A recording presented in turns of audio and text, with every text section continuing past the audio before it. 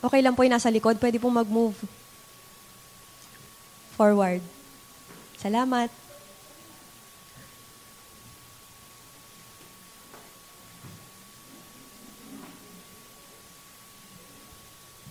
Okay na po lahat sa memory verse? Okay na po lahat? Memory verse. Sino po dito nakagawa ng case study? Case study? Did you enjoy making yung case study about salvation? Pakipasa lang po kay Ellen, ha? Sige po, salamat para ma-check po natin. Memory verse kay Ellen po.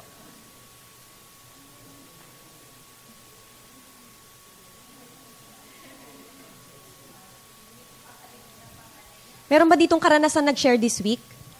Either testimony niya or nag-share ng one verse, nag-share tungkol sa Panginoon? Any experience? Yes, Mengay. Allen. Hindi. Si Naljurin.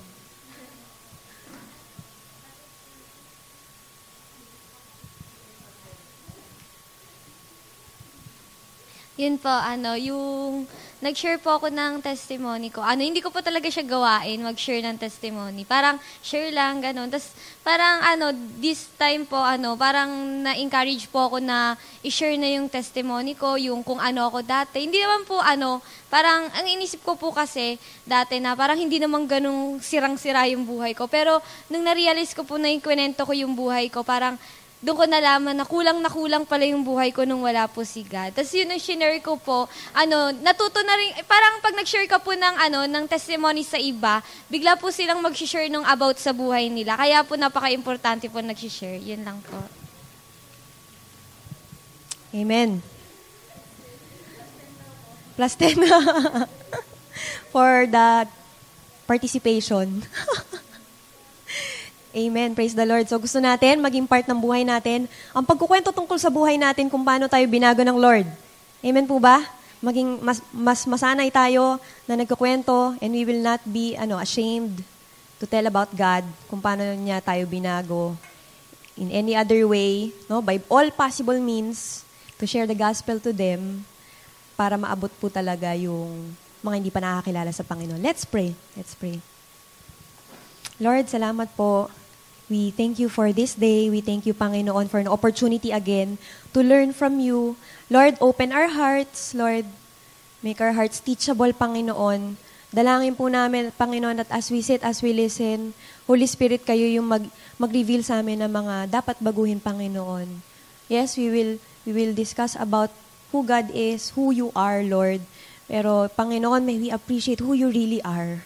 May this cause us to fall more in love with you, Panginoon. Not just head knowledge, Panginoon. Help us na maipamuhay din po ito at maipakalat din talaga namin kung sino ka talaga, Panginoon. Diyos na nagbabago ng buhay. Thank you, Lord God. In Jesus' name, amen.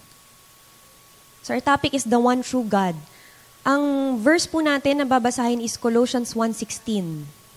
This is our main verse for this topic, Colossians 1:16. At ito rin po yung memory verse natin for next week.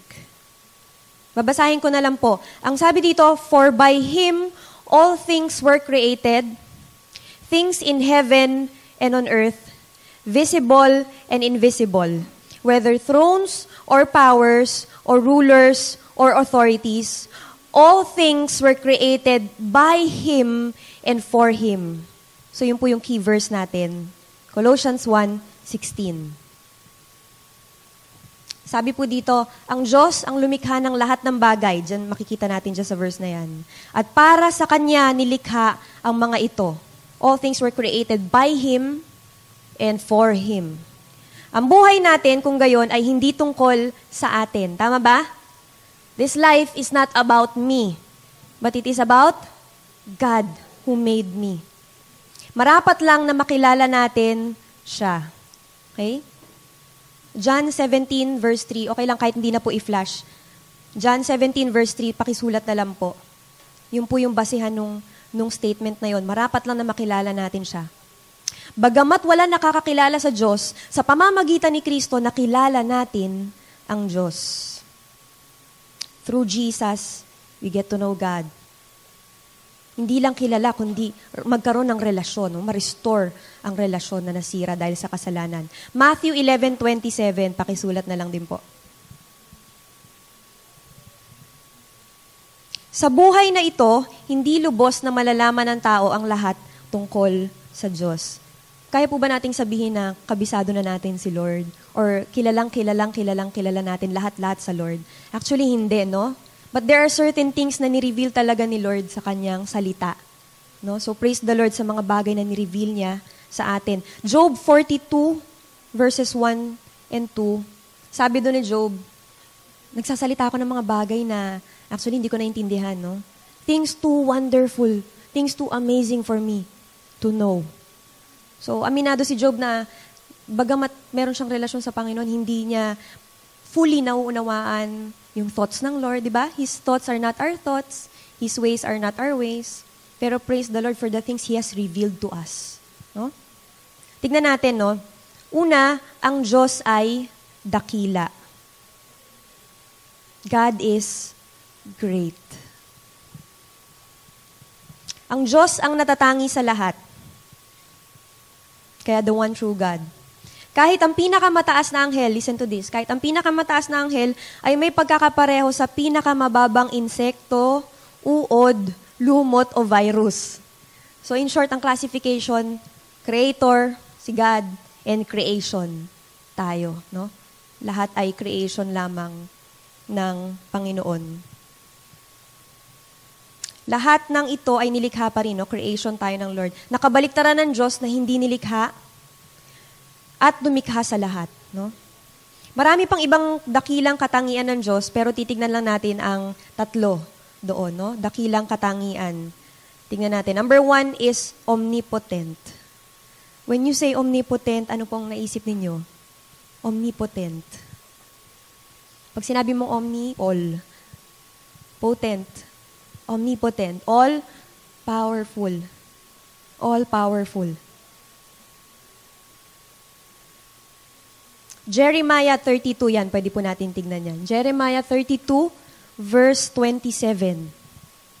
Jeremiah 32, verse 27. Sige nga po, sabay-sabay natin basahin. I am the Lord, the God of all mankind. Is anything too hard for me? Amen. So marami pa po, no? Meron pa Luke 1:37. With God, all things are possible, no? So God is all-powerful. Pangalawa, omniscient. When you say omniscient, He is all-knowing. So alam niya lahat ng bagay. Una, kaya niyang gawin lahat ng bagay, kahit ano, walang imposible sa Kanya. All-powerful. Pangalawa naman, lahat alam niya. He knows all things. Ang wisdom galing sa Kanya.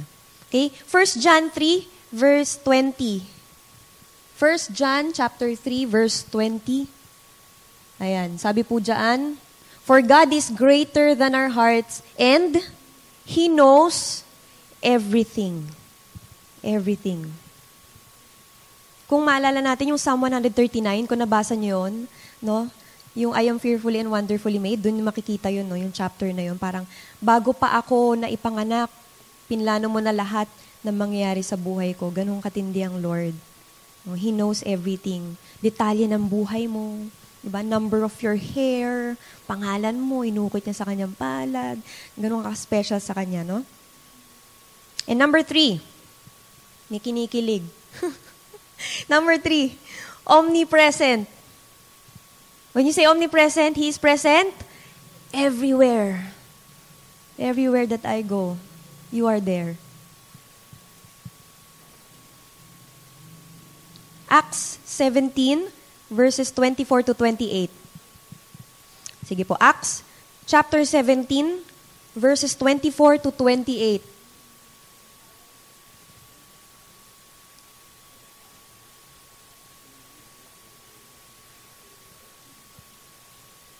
Acts 17, verse 24 to 28. Sabi dyan, the God who made the world and everything in it is the Lord of heaven and earth, and does not live in temples built by hands.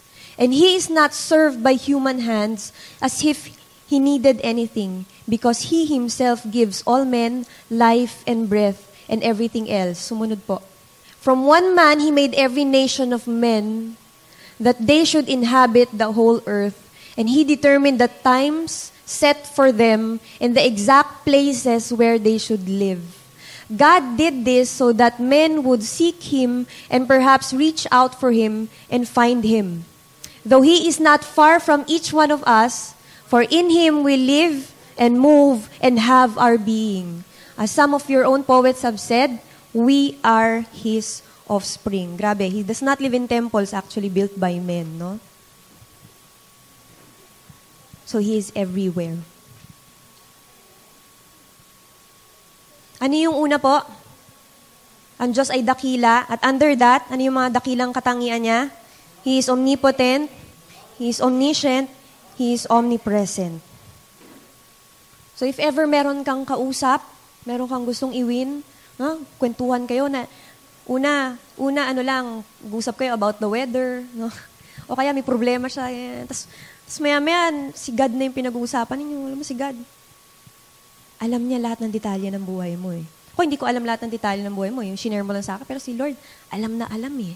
No? So, kung ano ang pagkakakilala mo kay Lord, kaya mo ikwento na, alam niya yan eh. Alam niya yung problema na yan eh. Or, kaya ni Lord yan, may 1 million kang utang, tara pag-pray natin. Di ba? Kaya niya mag-provide. Di ba? Oo, kaya niya pumasok sa buhay mo, kaya niya pumasok sa puso mo. Gusto niyang pagharian ng buhay mo.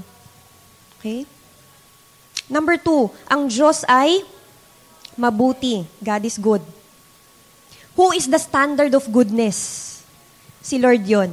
The standard of goodness. Kung meron kang kilalang taong napakabait, wala siyang binatbat sa kabaitan at kabutihan ng Panginoon. Amen po ba? Who God is, kung sino si Lord at ano ang kanyang ginawa or ginagawa, yun ang kabutihan. At ano man ang taliwas sa kung sino si Lord, yung kasamaan, okay, yun ang kabaliktaran ng kabutihan. Okay? Ang kasamaan ay anumang taliwas sa katangian at kalooban niya. So alam mo, pag hindi sa Lord ito, ayoko nito, no? Masama ito.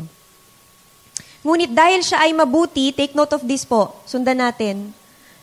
Meron na po ba material? Share na lang po. Ngunit dahil siya ay mabuti, pati ang kasamaan may silbi. Amen? Wow. May silbi sa pagpapakilala, pagpapairal, at pagtatagumpay ng kanyang kabutihan.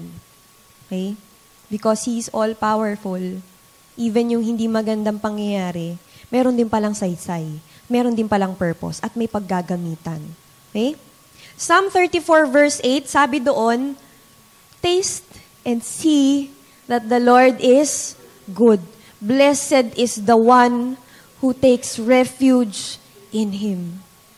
Ang sarap ng bilang anak, tatakbo ka lang sa Kanya for refuge. No? Meron kang matibay na masasandalan. Alam mo, kahit gaano kahirap yung dinadaanan mo, or yung taong iwiwin mo, or yung dinidisciple mo ngayon, yung kinoconsolidate mo. Habang nagmi-meet kayo, di ba? Mag-meet kayo once a week, ngayon, pag-uusapan ninyo yung mga habits, no? Tuturo mo sa Kanya, di ba, as you consolidate, ano ba mga tinuturo natin sa kanila? Pagbabasa, no, ng Word of God, devotion, prayer, cell group, and sharing to others. Gusto nating ipasa sa kanila yung bahagi. Buhay yun ng Kristiyano, tama ba? It's not just lessons. It's the Christian life na pinapasa mo. So, ikaw, excited ka. So, habang nagmi-meet kayo, di ba, may mga struggles along the way. Minsan, struggle pa sa pagpunta eh, di ba? Magmi-meet kayong dalawa, hirap na hirap, gapang talaga eh, no? So, as you meet, as you minister habang kinoconsolidate mo siya, no? Alam mo na mabuti ang Diyos. At alam mong itatawid niya kayo sa consolidation kasi nilalaban mo din, no? Nagtitiwala ka. God is good. Okay? Tingnan natin yung mga characteristics under the goodness of God. Una, He is holy. Banal o holy. Tingnan lang po natin yung isa ditong verse. Isaiah 6 verse 3. Isaiah 6 verse 3. And they were calling to one another, Holy, holy, holy is the Lord Almighty. The whole earth is full of His glory. Yung mga anghel po ang nagsasabi nito, no? Naalala niyo po yung description ni Ama dun sa mga angels, no? 6 ang pakpak. Yung dalawa pantakip sa mukha. Yung dalawa pantakip sa paa. So, dalawa lang yung ginagamit, yung dalawang ginagamit parang pang lipad, pampagaspas, no? So, ganun kasi kahuli ang Panginoon. Si Isaiah yung nagpakita sa kanyang Panginoon, woe to me, patay na ako. Pakita sa akin ng Panginoon, sobrang sablay ko, sobrang pasaway ako, no? Pero ang Lord ang naglinis sa kanya. At ganun ang isang taong tumatanggap sa Panginoon. Amen po ba? No? Nilinis na ng Panginoon. Grabe, imagine this, you have an access to God directly, no? Through Jesus Christ. You can come to God anytime. Hindi ka masusunog. Diba yung, pag meron tayong mga inaabot, no, sabihin na iba, di ba ako masusunog dyan pag sumama ako sa'yo? Di naman. Parehas lang tayo eh. Makasalanan din naman ako.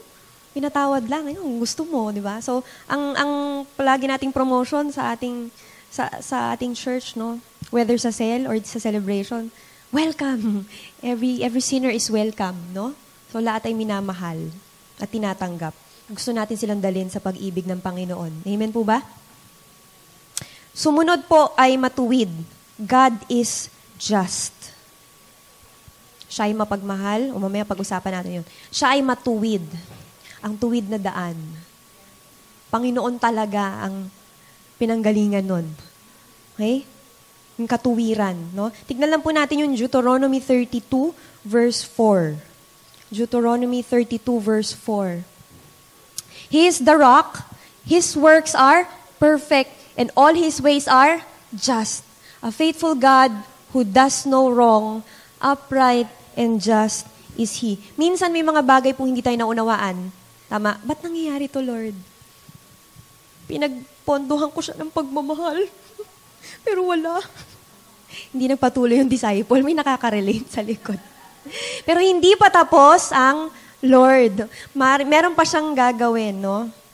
As you trust, as you obey, as you pray pa, no? Hindi pa tapos ang Lord. Di man natin naunawaan lahat ng bagay, God wants us to trust na He is just. Lahat ng kanyang kilos, lahat ng kanyang gawa ay matuwid. Walang question doon, no? At bagamat siya ay matuwid, siya rin ay mapagmahal. So, hindi po yun conflict, actually. Pag nag-share tayo ng gospel, matuwid ang Diyos. Kaya may punishment sa makasalanan tulad mo at tulad ko. And that is hell. We deserve hell. Kaya pinipresent natin, hindi tayo natatakot sabihin, may problema tayo sa kasalanan at kasalanan natin ang magdadala sa atin sa impyerno because God is just. Matuwid na judge. Okay? Pero bagamat siya ay matuwid, siya rin ay mapagmahal. Hindi po yun conflict sa character niya. Parehas po yung totoo sa kanya. Because God is love. Okay? God is love. 1 John 4 verse 8. Whoever does not love does not know God because God is love. So may nagsiselebrate ngayon ng Valentine's. Every day sa Kristiyano, you celebrate God's love. Okay? 1 John 4:10, ang sabi doon, sino yung una nagmahal? Si Lord. Ang pagmamahal natin sa Kanya is just a response. Tama? Nung pinakita, may taong ginamit ang Panginoon para iparanas o ipakita sa inyo, iparealize sa inyo na mahal ka ng Panginoon at may mabuti siyang plano sa buhay mo. Anong ginawa mo? Tumugon ka lang naman eh. Di ba dalawa lang ang tugon ng tao na sinashare natin? Yes, gusto ko. Or, no, busy ako. Tsaka na lang, wala akong time, no? Or, hindi pa, pero nagtanim ka. Did you know that every time you share the gospel, whether tumanggap or hindi, panalo yun. Kasi nagtanim ka. Panalo yon, hindi ka talo doon. Ang talo lang, sabi ni Mark Cahill, the only time you lose is when you do not share the gospel. Mark Cahill is a colleague ni Charles Barkley, Phoenix Suns. Tama po ba, Kuya Noli? So, kabasketball niya. So, ang tangkad nitong taong to, no? Basketball ang buhay niya. Hindi ito nakilala niyang Panginoon kahit po prostitute, sinesharan niya. Babayaran niya yung oras, pero sesharan lang niya, yung babae. Mga katabi niya sa airport, katabi niya sa eroplano, kahit sino po, even si Michael Jordan, tinry niyang sharean kasi may access siya eh, dahil nga NBA player na si Charles Barkley, so may access. Tayo, nandun si Michael Jordan. O sige, tara. Tapos tinry niya talagang mag-share, although nagtanim siya. Kasi sobrang bilis lang, no? So, nandun yun sa audiobook niya or sa e-book niya, meron po ako nun kung gusto nyo. One thing you can't do in heaven. Ano yun? Share the gospel. Grabe yung taong yun. Sabi ko, Lord, ganung klaseng passion? Walang pakialam kahit sino talaga, no? So, as God changes us, bibigyan niya tayo ng burden na ganun, ibang klase, no? Sumunod po. So, una, God is great, and number 2, God is good. Pangatlo po, ang Diyos ay may 3 persona pero iisa lang. Iisa lang siya pero may 3 persona. No? Tignan natin yung unang part. Iisa lang ang Diyos. So ito sana malinaw sa atin, iisa lang ang Diyos. Sa ibang paniniwala, ewan ko, 100 plus, 1,000 plus. Sa Hinduism po, no, marami, tapos meron silang main God. Doon sa Holy Ghost na documentary, pinasok talaga nila yung templo ng pinakamataas daw na God, no? Gusto nila makapasok dun sa loob, no? Kitang-kita nila kung gaano ka, may built-in dun sa tao talaga to worship someone or something. Pero pag natagpuan niya ang Panginoon, tama na ang kanyang wino-worship, ang totoong Diyos. Iisa lang ang Diyos. Isaiah 45, verse 5. Ang sabi diyan, I am the Lord and there is no other. Apart from me, there is no God. I will strengthen you, though you have not acknowledged me. So Isaiah yan. Makikita natin. Meron pa pong ibang mga verses, pero tignan po natin yung iba na lang sa bahay. So malinaw po sa atin, isa lang ang Diyos, at wala nang iba. Minsan may encounter, kasi sino po dito may encounter na, or meron kang binibuildan pa lang ng relationship, maganda rin po ang nalalaman natin ano yung spiritual background niya, para nalalaman mo, paano ko pa to effectively mamiministeran or paano ko to siya effectively mapapakilala yung totoong Diyos. Tama po? So minsan nalalaman natin. Kahapon may nangyari, humayo po kami, nag-share kami, wala akong kamalay-malay na iglesia pala siya. Kasi walang trace na iglesia Oo lang ng oo doon sa pagsabi ko. Pero nakakatuwaan po ang Panginoon kasi bagamat hindi ko alam na iglesia siya, si Lord na rin po yung nag-direct sa akin para mag-focus ako who Jesus is talaga. Sabi ko, siya lang yung perfect sacrifice, Diyos na nagkatawang tao, di kasi natin kayang bayaran kasalanan natin, siya lang. So, siya yung naging daan. So, siya naman, wala siyang objection. Wala talaga. Hindi ko na natanong kung ano ba pinaniniwalaan niya. Pero ang alam niya, pupunta siya sa impyerno. Umpisa pa lang natanong ko sa kanya, sabi niya, dun. Tawa pa ng tawa Saan dun? Sisilip ko, saan dun? Doon, nahihiya siyang sabihin sa impyerno. Hindi ko alam kung nahihiya o natatakot. Pero marami pong ganun, di ba? But anyway, ano pa man ang pinaniniwalaan, pwede nating malaman as we build relationship.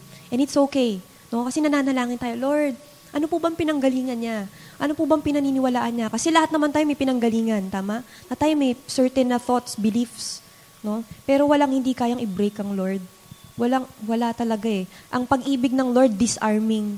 As you become Jesus to them, habang minamahal mo, di man perfectly, di ba? Kayang masense ng tao, sincere to Sincere to Okay? Sumunod po, ang Ama, Anak, at Banal na Espiritu ay magkakaibang persona. Tingnan po natin yung Matthew 3:16-17.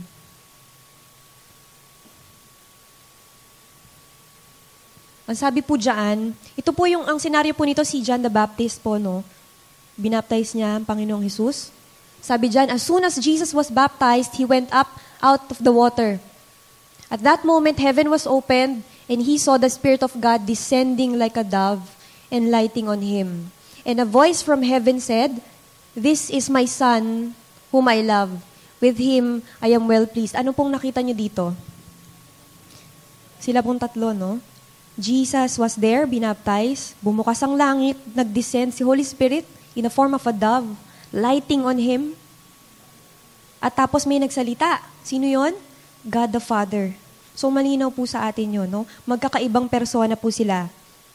Actually, sa John 16, verses 5-7, si Jesus to bago siya umakyat sa langit. Sabi niya, kukuwento ko na lang, sabi niya, I am going to the one who sent me. Babalik na ako doon sa nagpadala sa akin. Sino? Ang Diyos Ama. Pero mabuti na lang na babalik ako. Bakit? Kasi kung hindi ako babalik, hindi ko mapapadala ang counselor.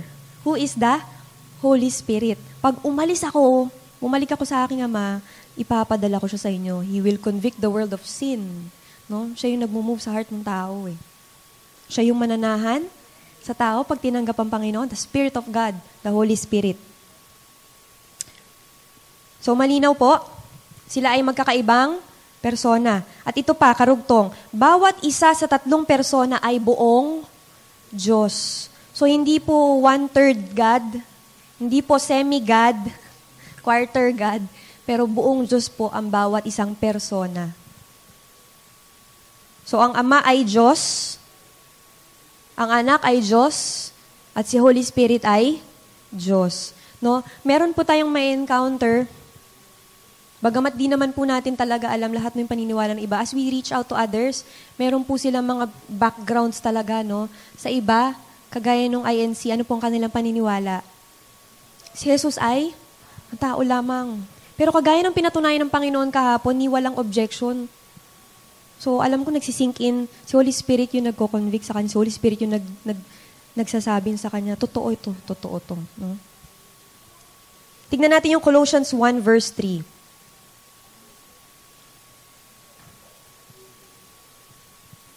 Sabi dyan, we always thank God, the Father of our Lord Jesus Christ, when we pray for you. Ang Ama ay Diyos. No? This is just one example.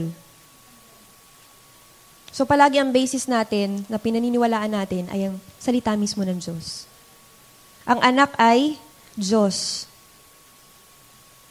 So minsan may verses din na pinapakita ang iglesia, for example, pero it's taken out of context. So isang sentence lang, pero pag aaralin po natin ng Bible, gusto natin we read the verses before and after.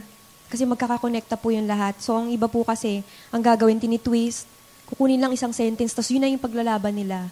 Okay? So gusto po natin, tayo po mismo kaya po nating i-defend ang ating paniniwala. Hindi para i-debate sila. Kasi pwede raw po pala tayong manalo sa debate. Okay, fine. Pwedeng manalo ka sa debate. Pero hindi mo siya na-win. So baka hindi natin siya mawiwin talaga sa debate. No? So pag nakikipag-usap, gusto natin, yes, malumanay, gentle. Tapos gusto natin na, Lord, please teach me na ako po yung mag-handle ng conversation. Hindi po siya, one time, meron na po ba kayong na-encounter na ikaw nag-share, tapos mamaya binabato ka na ng maraming tanong? Maraming tanong. Whether sa chat or whether personal, no? Pero by God's grace, sa wisdom ng Panginoon, kaya po pala nating ibalik ulit yung conversation, pabalik do sa original nating motive. I will share the gospel. So one time, nakapag-share po, engineer po yata siya doon sa office. Dahil yung tanong, bakit kayo hindi kayo nagdadasal sa santo? Ganyan. Wala kayong imahe, gano'n. So, ano mong pangalan niya? Nakalimutan ko na engineer. Wait lang po. Mamaya po, pwede po kayong magtanong. Tutuloy ko lang po, okay lang po ba? So, gano'n, hindi ko pa sasagutin. Kahit di mo muna sagutin, mawawala ka eh. Huwag mo muna sagutin, mamaya na. Tapos, pagkatas po nun, hindi na siya nagtanong. Pagkatas nun, hindi na po siya nagtanong. So, pwedeng wait lang po. At saka ito po pala, pag may tanong po sila na hindi talaga natin alam, okay lang po. Hindi naman talaga natin alam lahat. Pwede na sabihin, ay, magandang tanong yan. Babalikan kita ha, itatanong ko. Meron akong pagtatanungan. O i-research ko ha, pero babalikan kita. So, okay lang po. Kesa naman sa hindi tayo sigurado, tapos sinabi natin, hindi, yun talaga. No? Okay lang po, kung di tayo sigurado, okay lang po sabihin, tignan mo, wala ka palang alam, di. Tatanungin ko lang para sigurado, kasi gusto ko yung sigurado ako. Pero mabalik tayo sa usapan natin kanina. So, pwede naman po, para ma-divert, maibalik sa dati. Okay? Okay, ang anak ay Diyos. Mabalik po tayo. John 1, chapter 1, verse 1. Ano sabi doon? In the beginning was the Word, and the Word was with God, and the Word was God. Tapos pag tinuloy po natin sa verse 14, and the Word became flesh and dwelt among us. So, i-connect po natin. The Word was God, and the Word became flesh. So, sino siya? Si Jesus. If the Word was God, and the Word became flesh, therefore Jesus is God. Hindi sinabing semi-God, part of God, fully God. No? Si Jesus fully God and fully man. Next po, ang banal na Espiritu ay Diyos. Some people do not believe that the Holy Spirit is God. So meron po tayong may encounter na, hindi, force yan, force. Hangin, hangin. Pero ang totoo po nun, si Holy Spirit ay Diyos. So kinikilala natin siya na Diyos. Acts 5 verses 3 to 4. Ang kwento po nito ay si Ananias at Sapphira. So si Ananias po may binentang property, lupa. Tapos po yung pera, meron siyang itinabing para sa kanya. Wherein dapat ibigay lahat dun sa apostles, no? Tapos, sinabi ni Pedro, why have you lied to the Holy Spirit? No? Tapos sa dulo, you have not lied to men, but to God. So the Holy Spirit is God. Isang example lang po yan. Sa 2 Corinthians 3, 17 to 18. 2 Corinthians 3, 17 to 18. Sabi dito, now the Lord is Spirit, and where the Spirit of the Lord is, there is freedom. And we who with unveiled faces all reflect the Lord's glory are being transformed into His likeness with ever-increasing glory, which comes from the Lord who is the Spirit. 2 beses inulit. The Spirit of the Lord, the Holy Spirit. He is God. Malinaw po? If ever man may magtanong. Pero usually, pag tayo nagsishare ng gospel, ito ba ang dinidiscuss? Hindi naman actually, no? Mas malinaw po sa Kanya, pero maganda rin pong malinaw din po sa atin. Ang Diyos ay iisa, pero may tatlong persona. Minsan ang hirap kainin ng tao or ma-digest kasi tao lang po tayo. Isang persona lang talaga tao. Pero ang Diyos ay hindi kagaya ng tao. Nilikha lang po tayo, no? Pero kumbinsido ka at alam mo na bago ang buhay mo ng Panginoon, kaya siya ay totoo. Okay? Sabi po dun sa baba, ayun po, ang turo na marami ang Diyos ay mali. So maganda, malinaw po sa atin ito. Tama po ba? So iisa lang ang Diyos at may tatlong persona. Ang bawat isang persona ay buong Diyos. Pero iisa lang ang Diyos. Okay? Hindi po totoo na maraming Diyos, no? At mali rin ang Unitarianism. Ano po yung Unitarianism? Yung oneness po. So, ang ibig sabihin lang naman po nun is dinideny nila yung Trinity. Yung tatlong persona, dinideny po nila yun. Tsaka yung full divinity ng Panginoong Jesus. So, hindi ko alam kung para sa kanila si Jesus ay lesser God. May mga gano'n, no? Lesser God. Hindi siya gano'n kaimportante ng Diyos Ama. Si God the Father yung main, tapos si Jesus parang second lang, in command. Mga gano'n. Pero malinaw po sa atin na lahat ay buong Diyos. Okay? Wala pong designation yun. Or mas mababa, or mas mataas. Lahat po. Buong Diyos. Okay? So malinaw po? Malinaw po ba? So una, ang Panginoon ay dakila. God is great. Gusto natin ang character ng Panginoon, ma-appreciate natin at the same time, as we know Him, makaka-minister din tayo sa iba. Hindi, kumbinsido ko. He is all-powerful, He knows everything, and He is everywhere. Kaya kang iligtas ng Panginoon kung nasan ka mang sitwasyon ngayon. Pangalawa, ang Diyos ay mabuti. Hindi mo man naintindihan ang nararanasan mo, sigurado akong mabuti ang Diyos. Talaga ba? Bakit ganito? Di ba, may mga ganun, pag may mga inaabot tayo, ba't ganito ang saklap ng buhay ko? Totoo naman na, di ba? Kaya nga sabi doon sa awitin, send us out to the broken ones. Because we were once broken, na binuulan ng Panginoon. So, mensahe natin, God can heal you, God can restore you. Ang bunga kasi noon, nung ganung buhay, ang root cause noon ay kasalanan. So, whatever sitwasyon ng tao, nasasadlak sa putik ng kasalanan, no, paikot-ikot sa utang, whatever na sitwasyon na madilim na kinalalagyan ng tao, kumbinsido ka, ang problema niya kasi, kasalanan. Okay, yun ang root cause. Yun ang gusto nating ipakita sa kanya, iparealize. Kasalanan ng ugat ng lahat-lahat. Okay? At sinulusyonan na yon ng Panginoong Jesus. And sumunod po, ang Diyos ay may tatlong persona, pero iisa lang. Okay po.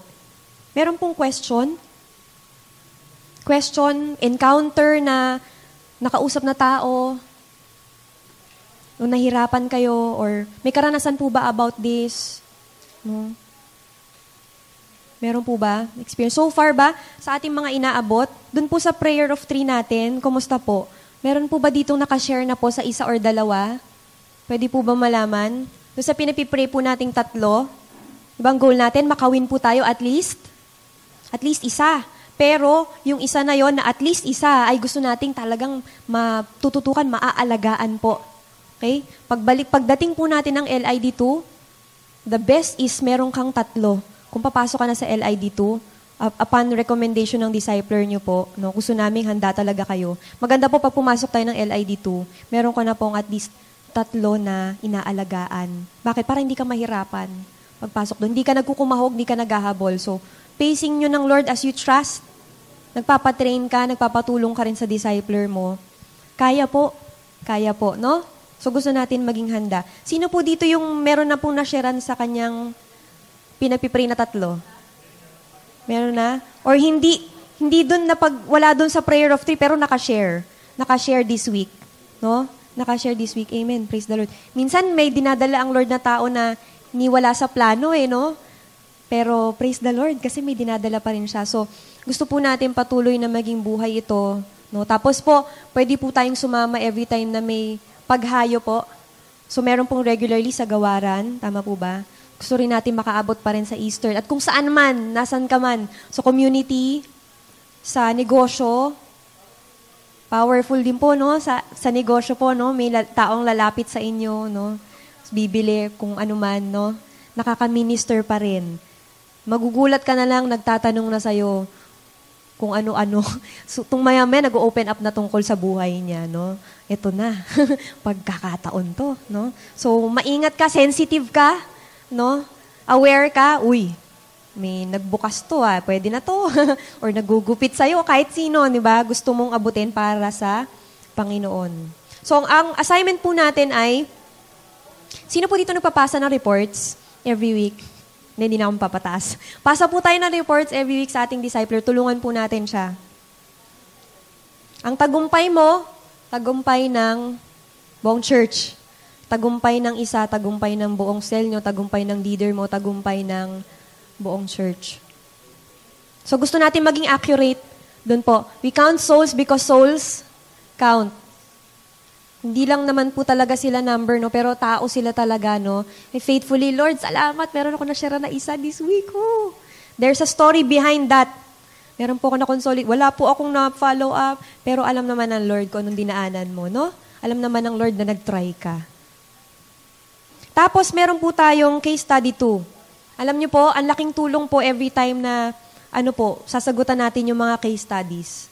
Kasi hindi ka lang nagpasa na bless ka pa dun sa paggawa mo, no? It's as if ganito po ang suggestion ko. Pag nagsusulat ka ng case study, as if kausap mo yung tao.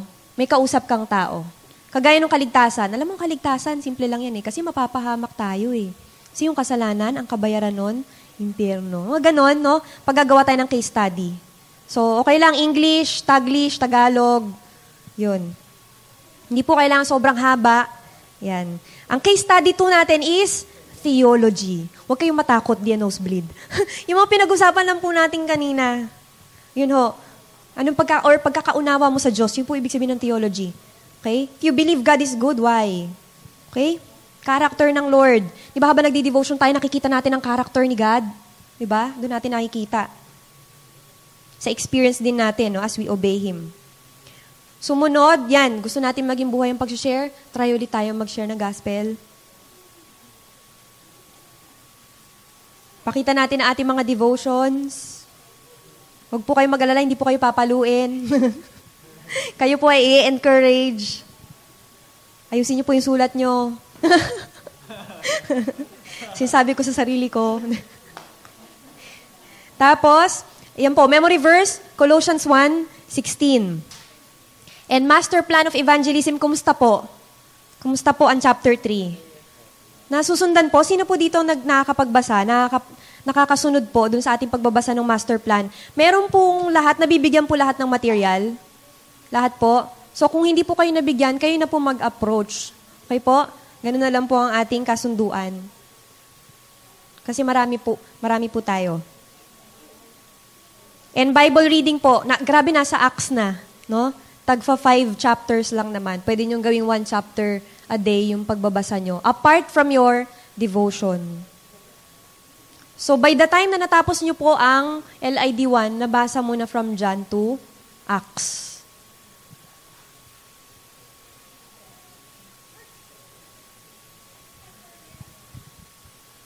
So, sino po dito ang may concern sa pinapipray, sa iwiwin? Meron pong gusto ipanalangin? Meron pong gustong abutin? Sino po? Meron pong prayer request before we end in prayer? Concern po? Yes. Ano po, yung daddy ko po may masakit ng back pain. Ano po, yung back pain po, yung daddy ko po. Angel. Daddy Angel. Back pain. Maging opportunity pa rin na mawin siya even kahit dun sa sakit na nararamdaman niya. Pwede ba yon? Pwede pa rin po, no? I-pray for the healing. Tapos mapatunayan ng Panginoon na siya talaga yung nagpapagaling, no? Kumpleto na po lahat sa master plan. Meron na po lahat, materials. Master plan. Chapter 4. Basahin po natin para hindi po sayang. Maganda po. Kung meron po tayong tanong pa, nahihirapan po, meron pong gustong mga i-clear, pwede rin po nating i-approach ang ating disciples about this. Patulong po tayo sa goal natin, makawin po. Targetin na natin, Lord, gusto ko siya maisama talaga sa cell group. Maalagaan talaga, magpapatuloy siya. Hindi po ako kontentong nasharean lang. No? Kaya kinukuha natin ang cellphone number. Kuhanin natin cellphone number or Facebook kasi gusto natin makakommunicate pa sa kanya. Hindi natatapos dun yung pagkikita. So as you try, okay, sa dinami-dami ng iyong masyasaran, meron doon magpapatuloy, meron doon maaalagaan mo. Kung di man ikaw, may ibang mag-aalaga. Pero praise the Lord for the opportunity na nagtanim ka. Hindi sayang yun. Amen?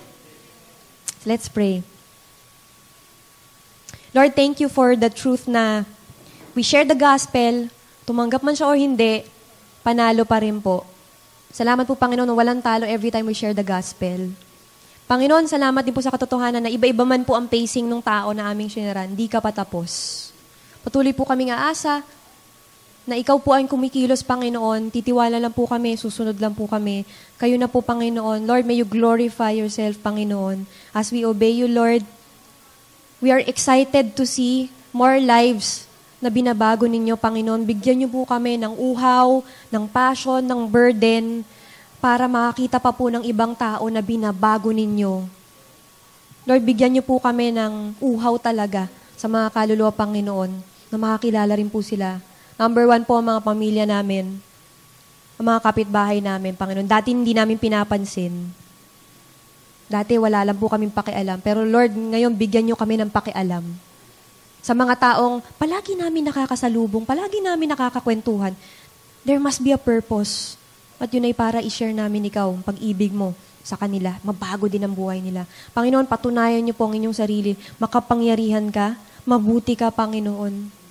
Ikaw ang Diyos na nagbabago ng buhay. Lord, nawa hindi po kami makontento na kami lang ang nag-e-enjoy sa relasyon sa inyo. Nawa hindi po kami makontentong kami sa langit pupunta, okay na kami.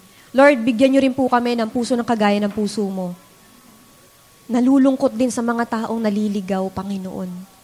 Kung di namin sila mamahalin kagaya ng pagmamahal mo, ubus lang din kami. Wala po kaming makukuha mula dito, Lord. Ayaw po namin ng obligasyon lang. Kaya po kami nag-share, kaya po kami nandito sa LID. Gusto po namin, Panginoon, train us, Lord, equip us, change us. As we reach out to others, kami rin po mismo binabago mo. Lord, baguhin niyo po kami for the sake of the people na aabutin din namin at inaalagaan or aalagaan namin. Lord, salamat po dahil yung mga pangarap na meron kami ngayon, galing po yun sa inyo. Patuloy po kaming nangangarap na meron po kaming disciples na aalagaan. Na mawiwin po namin yung mga taong pinapipray namin kahit gaano pa ka-imposible ang ugali nila. Lord, ikaw, pinatunayan mo yun sa amin, Lord. Iba-ibang aming mga pinanggalingan, iba-ibang mga pinaghugutan nyo sa amin. Pero Panginoon, pinatunayan ninyo Wala kayong pinipili. Kahit sino pwede nyo iligtas, Panginoon. Salamat po. Salamat po. May our lives always be a powerful testimony to others. Di man po perfect, pero binabago every day. Lord, salamat po. This is our prayer in Jesus' name. Amen. Amen.